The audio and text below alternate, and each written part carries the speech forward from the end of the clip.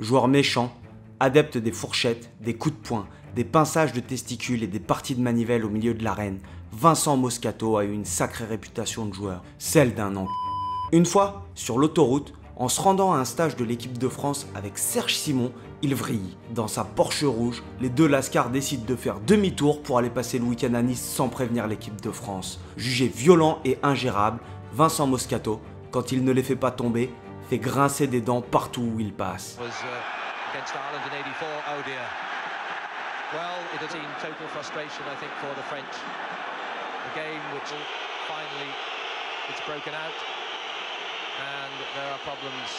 Depuis, bien heureusement, il a lâché les gants de boxe et s'est reconverti. L'homme qui a fait de son fonds de commerce le non politiquement correct s'est reconverti avec succès en animateur, acteur et humoriste. Sa célèbre émission, le Moscato Show, qui réunit près d'1 million d'auditeurs tous les jours. Nous allons revenir sur l'incroyable carrière de Vincent Moscato avec tout un tas d'anecdotes croustillantes. Mais avant, si t'es pas abonné, c'est le moment de le faire.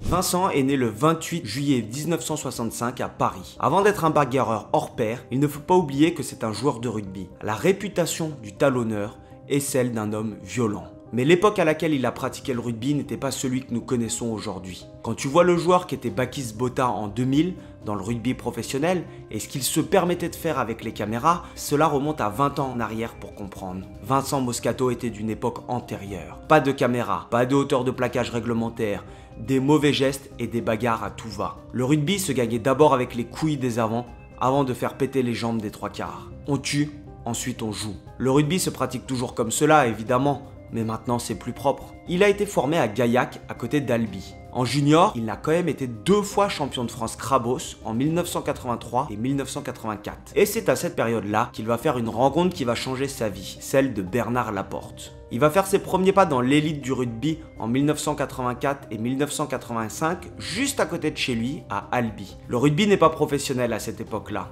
Tu passes de club en club avec des petits boulots à côté. Il va effectuer un passage par le club de Groslay, puis arrive ce tournant. Il signe dans le fameux club de Bègles en 1988. Je me disais à ce moment-là, quand je regardais ça, je me disais, mais ça va être pareil à Rome, hein, avec les gladiateurs. Je dis, ils vont les bouffer. Ils vont les bouffer.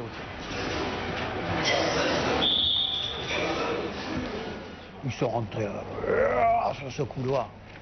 C'était gigantesque.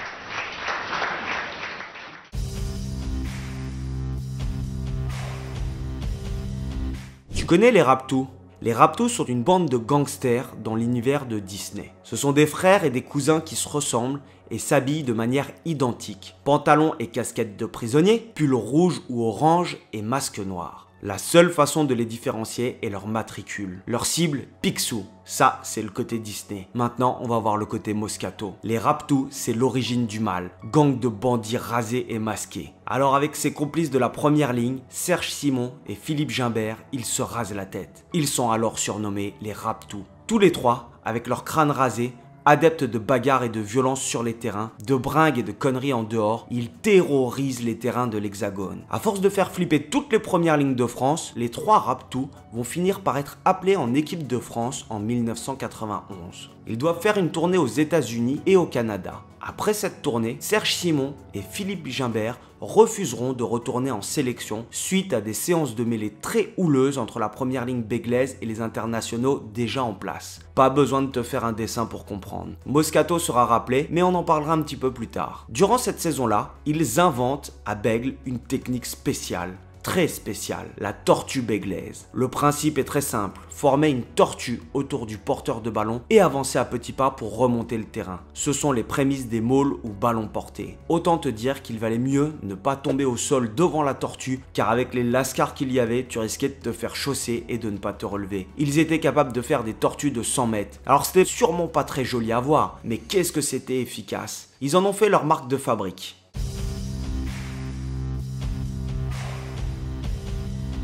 Dans tous les sports, il y a des moments qui restent gravés dans les mémoires. Des victoires, des défaites, des remontadas, des récits épiques, des histoires émouvantes. Ce n'est pas le cas de ce match. Toulon reçoit Bègles en 8e de finale aller du championnat de France. C'est le dernier match à Mayol de l'emblématique entraîneur Daniel Herrero, l'entraîneur au bandeau et à la barbe de prophète. Pendant toute la semaine, les déclarations font monter la température. Pierre Salviac annonce « On ne diffusera pas le match, ils vont se foutre sur la gueule ». Le jour du match, le quotidien Var Matin titre « C'est la guerre ». Médias, supporters et joueurs sont remontés comme jamais. Mais les Béglés ne se démontent pas. Serge Simon déclare « À Mayol, nous nous préparons à faire un bond de 2000 ans en arrière dans l'humanité ». Serge Simon précise « Je vous dis pas la mise au vert. On sentait bien qu'on n'allait pas passer le concours d'entrée à Polytechnique. Les professeurs Champ et Louvet, c'est un autre genre de culture. » Avant le coup d'envoi, a lieu une minute de silence. La tension est à son paroxysme. En plein milieu de cette minute de silence, les supporters toulonnais annoncent la couleur et font tomber le rideau. Un énorme Moscato en part des tribunes. Éric Champ, le capitaine toulonnais, avait demandé un coup d'envoi en touche. Cela permet d'avoir une mêlée et d'envoyer une grosse praline pour la relever. La première ligne des Raptous, excitée par un demi de mêlée, Bernard Laporte, fait face à celle de Toulon. Prêt à s'engager totalement dans cette mêlée qui s'annonce comme un terrible pugilat, l'arbitre sait exactement ce qu'il va se passer. C'est écrit, c'est annoncé, la mêlée va être relevée. Il met trop de temps avant de donner les commandements. Il est entre les deux packs. Moscato décide alors de le pousser au milieu de la mêlée. L'arbitre en profite pour siffler immédiatement une pénalité contre lui. La première mêlée est évitée. Le match fut l'un des plus terribles qui fut, et le résultat, eh bien tout le monde s'en fout. Le 5 mai suivant, lors du match retour, tout fut plus calme et tout le monde joua au rugby. Dans le stade Musard de Bègle, rempli à craquer, avec des spectateurs dans les arbres, Bègle emportera 22-6 pour passer au tour suivant. Cette année-là, les Béglés iront en finale. Ils affronteront les Toulousains et dans un match plus propre que celui de Toulon, l'emporteront 19-10 pour gagner le bouclier de Brennus.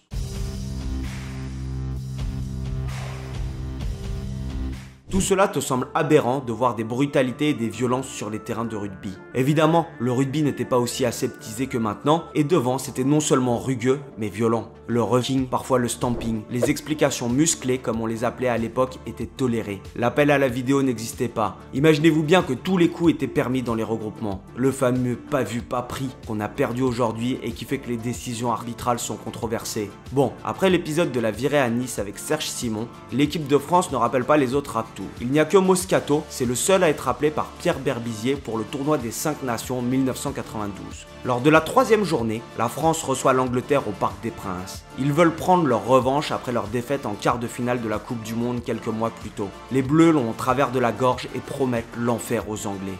À quelques jours du match, dans la presse, le talonneur anglais Brian Moore allume la mèche en évoquant un match de boxe. Eh bien ça ne rate pas. Les Français, excités comme des puces après s'être fait gratter le menton par les perfides Anglais, et ça marche, ils disjonglent. Grégoire Lascube est exclu avec un carton rouge pour un stamping grotesque. Il met un coup de chausson dans la tête d'un Anglais qui traînait par là au sol, mais sans pitié, en pensant que ça passerait inaperçu. Perso, je trouve ça vraiment pas bien. Il faut pas se faire prendre quand tu fais ça sur des Anglais. Quelques instants plus tard, Vincent Moscato, qui imagine que ce n'est pas possible que l'arbitre mette 2 cartons rouges dans le même match, dans un match international, tente d'envoyer un coup de tête à un roast beef qui pointe le bout de son nez. Il le rate, mais l'arbitre l'a vu. Il l'expulse avec pour motif entrée bélier. Je trouve ça assez parlant comme justification. La défaite de la France restera anecdotique par rapport à l'ambiance générale du match au parc ce jour-là. L'arbitre, Stephen Hildish, sort sous une escorte. Le journal The Guardian résume le match de la manière suivante. Le match en 1991, c'est la bagarre générale à la fermeture du bar. Celui en 1992, c'est la poursuite sur le parking. l'AQB et Moscato vont en payer la note. 28 semaines de suspension et une expulsion ad vitam aeternam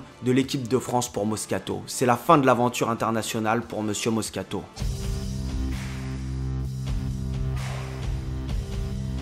La carrière de Vincent Moscato va continuer et en 1995, il signe à Brive. À cette époque, le président du CA Brive n'est autre que le célèbre chanteur Patrick Sébastien. Il va remporter le challenge Yves du Manoir et se hisser jusqu'à la finale du championnat de France contre le Stade Toulousain. Dans une partie serrée, ils seront battus 20-13. La saison suivante, il signe au Stade Français Paris. C'est un bon souvenir à la sortie. Sur le coup, ça l'était moins quand comme je te dis, quand tu étais quand même élevé un peu la mamelle au terroir, quoi, tu vois, c'était quand même un peu compliqué la robe de Dalida. Et lui, il avait fait un peu un truc style musée Grévin, quoi, avec le cordon entouré, un mannequin avec la robe de... Ouais, et puis la musique aussi, quoi, je me rappelle, la musique, c'était pour en arriver là, tu vois.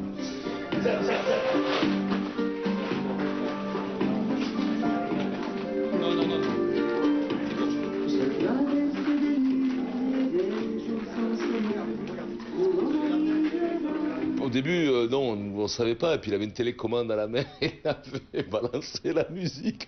Ah, ça m'était...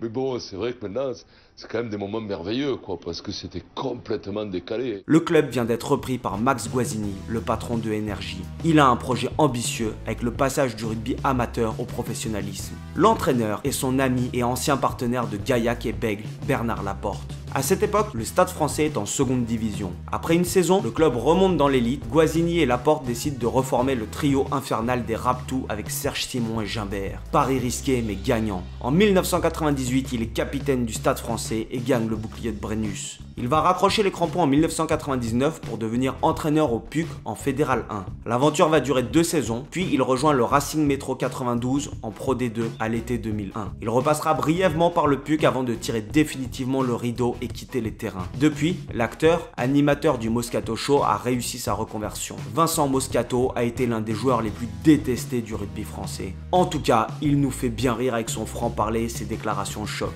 Si tu as bien aimé la vidéo, n'hésite pas à la partager et à t'abonner, ça permet de faire grandir la chaîne. Et si tu es intéressé pour m'aider à écrire et retracer l'histoire de certains joueurs, n'hésite pas à me contacter. Allez, on se revoit bientôt. Topette!